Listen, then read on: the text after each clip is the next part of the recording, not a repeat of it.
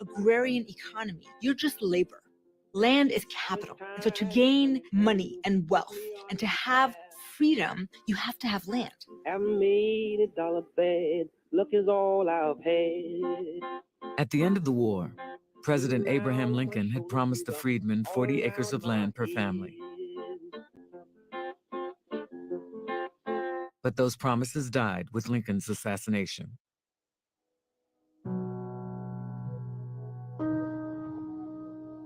Instead of 40 acres and a mule, they got the Freedmen's Bank. So instead of land, they were given a bank. Union soldiers were getting bonuses.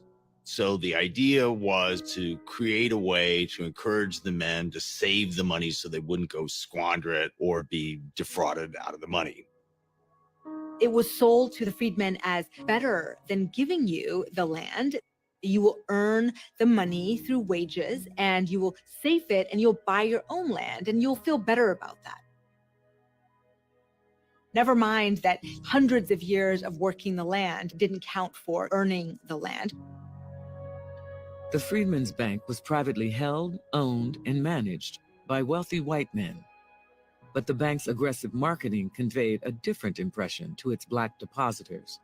The passbooks, the notes, all featured, the heroes. It was Abraham Lincoln, it was General Grant, Howard. It was very targeted. So people were saying, these are the men who freed us. And they're saying, come to this bank.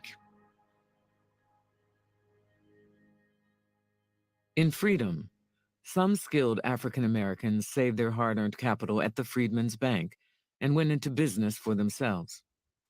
For some Black business people, personal services were the clearest path to success, and sometimes wealth. They recognized that their ability to have a particular kind of skill set, which was something that the white population needed, allowed them a certain kind of mobility and freedom.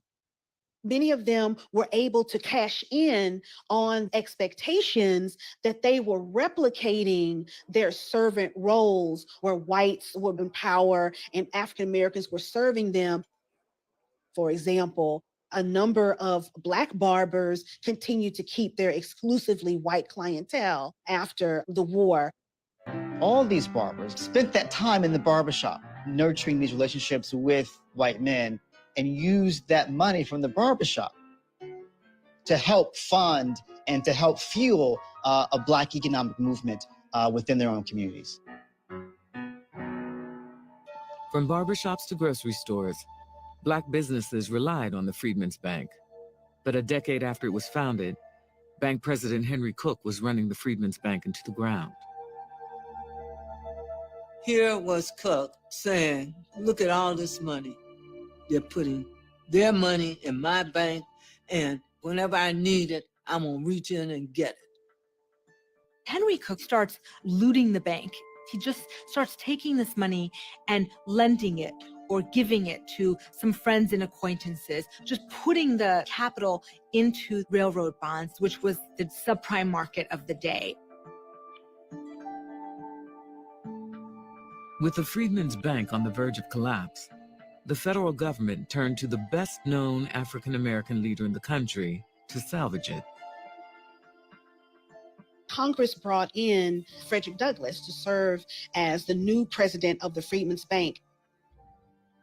Initially, he invested $10,000 of his own money as a way to shore up the bank, as well as to encourage other African Americans to continue to deposit their money into the bank. But the bank was beyond saving. So Douglass had to go to Congress and say that the bank was bankrupt and it needed to close. The fact is, I was married to a corpse.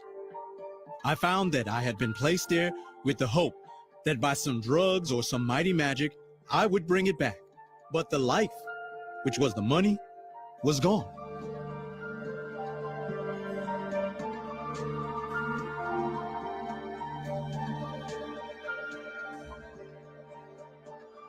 The hard-earned savings of the freedmen were lost just in the markets, just poof. And nobody gets prosecuted.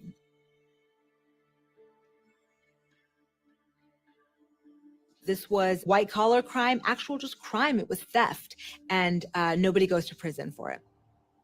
Not even 10 additional years of slavery could have done so much to throttle the thrift of the freedmen as the mismanagement and bankruptcy of the series of savings banks chartered by the nation for their special aid. From 1865 to 1874, about 70,000 people deposited the equivalent of $1.3 billion in modern day numbers. So African Americans enthusiastically embraced the Freedmen's Bank. It was a deep loss for African Americans and a loss of a vast amount of Black wealth. Soon after the collapse of the bank, the federal government withdrew from the South, returning control of the region to former slave owners. The dream of full citizenship for African Americans came to a screeching halt. We see the end of efforts to educate formerly enslaved people. We see the end of the protection of the right to vote.